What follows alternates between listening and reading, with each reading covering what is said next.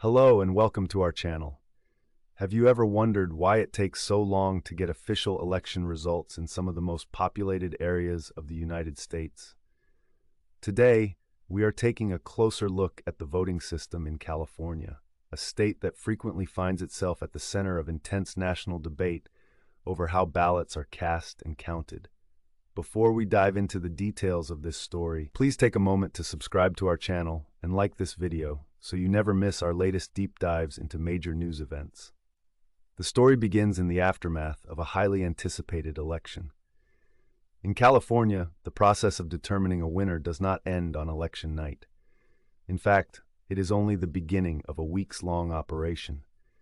Meticulous laws require election workers to examine every mail-in ballot, verify signatures against voter registration records, and manually open envelopes.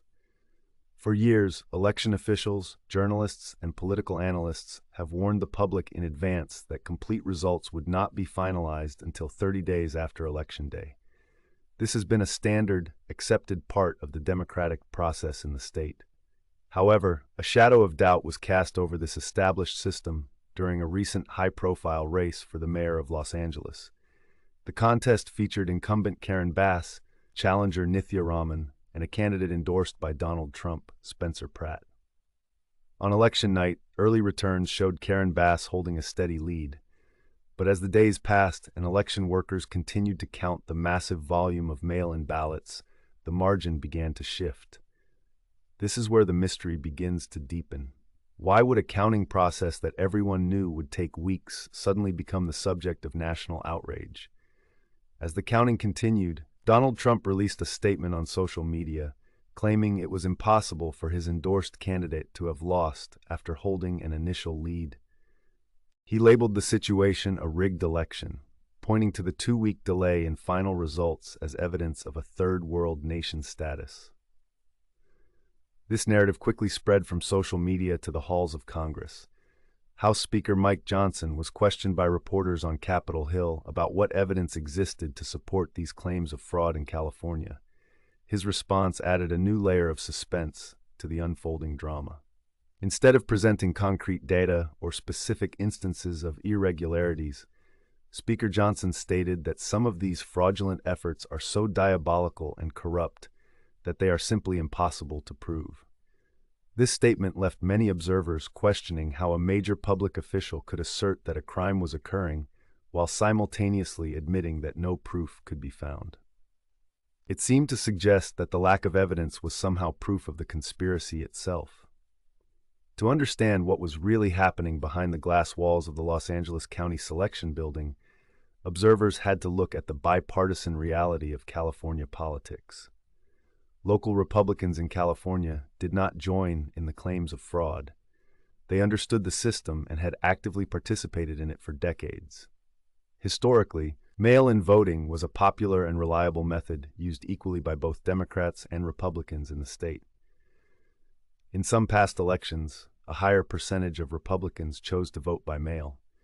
The division only emerged after national campaigns discouraged conservative voters from using mail-in ballots, urging them instead to vote exclusively on Election Day.